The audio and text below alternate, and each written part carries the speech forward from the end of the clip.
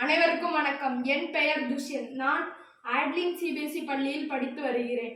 குமரி அறிவியல் பேரவை இளம் விஞ்ஞானி 2025-2026 பயணித்து வருகிறேன். இன்று நாம் மாண்புமிகு மனிதன் என்ற தலைப்பில் குடும்பத்தினருடன் விவாதிக்க இருக்கிறோம். ஆமா, மாண்புமிகு மனிதன்னா யாரு? வசதி படைச்சவங்களா, இல்லைன்னா ஏதாவது அது ஒரு பதவியா? மாண்புமிகு மனிதன்னா நல்ல ஒழுக்கத்திலையும் பண்புலையும் யாரு சிறந்து விளங்குறாங்களோ அவங்களதான் நல்ல மாண்புமிகு மனிதரா சொல்லுவாங்க. அது கொஞ்சம் விரிவா சொல்லுங்க. அதாவது நம்ம ஒரு பொது இடத்துல நம்ம நடக்கும்போது பையன் மெதுவா நடக்கணும். இல்லைன்னா நம்ம வயசானவங்க இருப்பாங்க, அவங்களுக்கு நம்ம அந்த சத்தம் இது பொண்ணு பேசிக்கிட்டு சத்தமா எல்லாம் பேசும்போது அவங்களுக்கு என்ன இருக்கும், அது டிஸ்டர்பன்ஸா இருக்கும். அதனால நம்ம ஒரு பொது இடத்துல போகும்போது மெதுவா பையன் நடக்கணும். அதே மாதிரி பூனை நட நமக்கு சில டைம் வந்து நடக்கும்போது அந்த தரையில நம்ம மிதிச்சு நடந்தது மாதிரி இருக்கும். அந்த மாதிரி எல்லாம் நடக்காத மெதுவா நம்ம நடக்கணும்.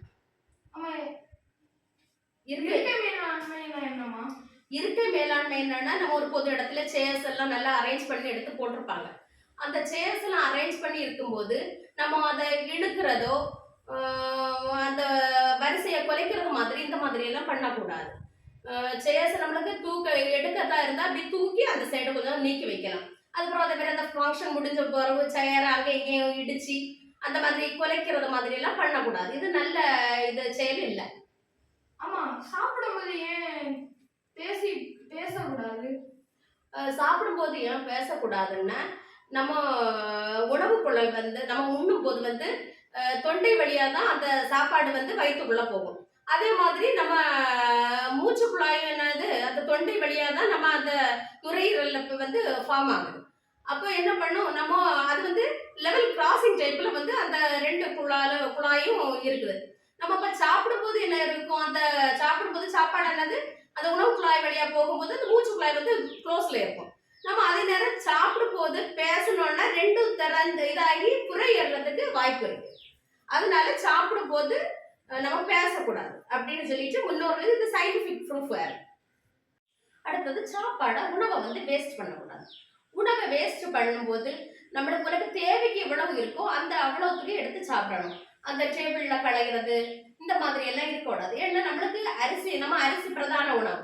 நம்ம அரிசி நம்ம இந்த வாடுறதுக்கு எவ்வளவு இது விவசாயி எவ்வளவு மாச கணக்குல அதை கஷ்டப்பட்டு அதை விழ வச்சு மார்க்கெட்டிங் பண்ணி எடுத்து வர்றதுக்கு நிறைய இதாகுது. அதனால நம்ம வந்து என்ன பண்ணது, சாப்பாடை வேஸ்ட் பண்ணக்கூடாது. தேவைக்கு எவ்வளவு இருக்கோ அவ்வளவுக்கு உனக்கு போதுமான அளவு எடுத்து சாப்பிடணும். மற்ற மாதிரி இது பண்ணக்கூடாது, வேஸ்ட் பண்ணக்கூடாது.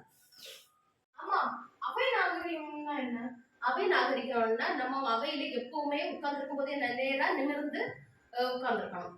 அப்ப நம்ம உட்கார்ந்துருக்கும் போது நம்ம வந்து நம்ம மேல உள்ள தன்னம்பிக்கையும் அந்த பேச்சாளர்கள் மேல இருக்க அந்த மரியாதையும் வந்து குறைக்கும். அதே மாதிரி அவையில வந்து அவங்க பேசும்போது நம்ம என்ன நோட்ஸ் அதை ஆழமா கவனிச்சு நோட்ஸ் எடுத்துக்கிடணும். அதே மாதிரி உங்களுக்கு ஏதாவது சந்தேகம் அந்த மாதிரி இருந்ததுன்னா அவங்கள்ட்ட கேட்டு அதை இது பண்ணணும். அது வந்து மற்றவங்களுக்கும் அது யூஸ்ஃபுல்லா இருக்கும். அதே மாதிரி நம்ம ஒரு கேம்பு அந்த மாதிரி எங்கேயாவது போறதா இருந்தோம்னா என்ன பண்ணணும், அங்க இருக்க டைம்ல குளிக்கிறது, ட்ரெஸ் சேஞ்ச் பண்றது இதெல்லாம் அந்த டைமுக்குள்ள முடிக்கணும்.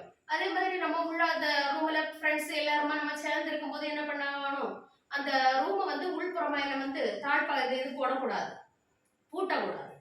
பூட்டிட்டோன்னா நம்மளுக்கு ஒரு எமர்ஜென்சி அவசர காலத்துல என்ன பண்ண முடியாது, அது கஷ்டமா இருக்கும். அதனால அந்த மாதிரி எல்லாம் பண்ணக்கூடாது. அதே மாதிரி நம்ம ரோடெல்லாம் கிராஸ் பண்ணும்போது என்ன பண்ணணும், வலதுபுறமும் இடதுபுறமும் பார்த்துட்டு ரோடை வந்து சாலையை வந்து கடக்கணும். அடுத்தது இந்த இது யாரு கூடயும் நம்மளுக்கு முன்ன பின்ன தெரியாதவங்க கூட என்ன பயணிக்க கூடாது, சரியா? நம்மளுக்கு தெரிஞ்சவங்க கூடவோ இல்லை ஃப்ரெண்ட்ஸு கூடவோ அந்த மாதிரி டிராவலிங் செய்யலாம். தெரியாதவங்க கூட டிராவலிங் பண்ண வேண்டாம்.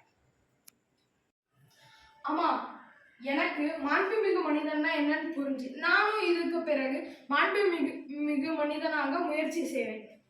எனக்கு இந்த வாய்ப்பை அளித்த குமரி அறிவியல் பேரவைக்கு எனது நன்றிகள்.